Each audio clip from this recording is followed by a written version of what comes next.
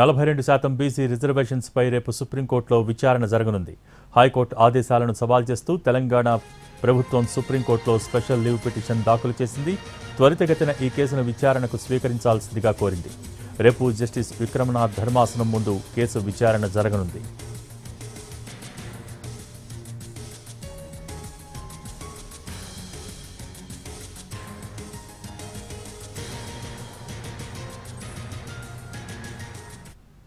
నలభై 42% BC reservations పై రేపు సుప్రీంకోర్టులో విచారణ జరగనుంది. హైకోర్టు ఆదేశాలను సవాల్ చేస్తూ తెలంగాణ ప్రభుత్వం సుప్రీంకోర్టులో స్పెషల్ లీవ్ పిటిషన్ దాఖలు చేసింది. దీనికి సంబంధించి పూర్తి సమాచారం మా ప్రతినిధి రాజు ఢిల్లీ నుంచి లైవ్ ద్వారా అందించడానికి సిద్ధంగా ఉన్నారు. Raju, over to you.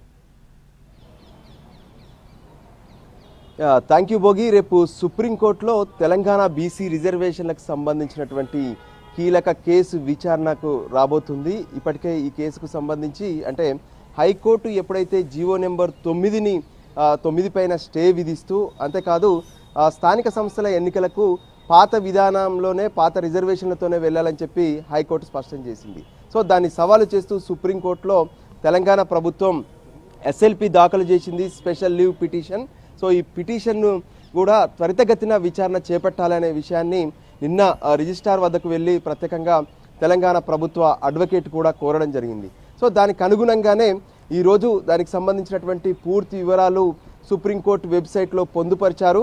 రేపు సుప్రీంకోర్టులో ఉన్నటువంటి 3వ court justice Vikram Nath, justice Sandeep మెహతాలతో కూడినటువంటి ధర్మాసనం బీసీ రిజర్వేషన్ల కేసును విచారణ జరపబోతుంది. వాస్తవానికి ఇదే ధర్మాసనం గత 6వ తేదీన బీసీ రిజర్వేషన్లకు సంబంధించినటువంటి అంశంలో మాధవరెడ్డి వేసినటువంటి పిటిషన్ పైన విచారణ జరిపి మళ్ళీ మీరు హైకోర్టుకే వెళ్ళండి, హైకోర్టులో ఈ కేసు విచారణ కొనసాగుతుంది కాబట్టి అక్కడ తేలాకే మళ్ళీ సుప్రీంకోర్టుకు రావచ్చు అనే విషయాన్ని కూడా స్పష్టం చేసింది. సో ఫైనల్గా ఈ స్పెషల్ లీవ్ పిటిషన్లో మాత్రం తెలంగాణ ప్రభుత్వం పలు కీలక అంశాలను పేర్కొంది. ఆ కీలక అంశాల్లో మొదటిది తెలంగాణ ప్రభుత్వం ప్రస్తుతం ఇచ్చినటువంటి జీవో నెంబర్ 9ని యథావిధిగా అమలు చేసేటటువంటి అవకాశాన్ని కల్పించాలని కోరుతూ ఈ స్పెషల్ లీవ్ పిటిషన్లో పేర్కొన్నారు.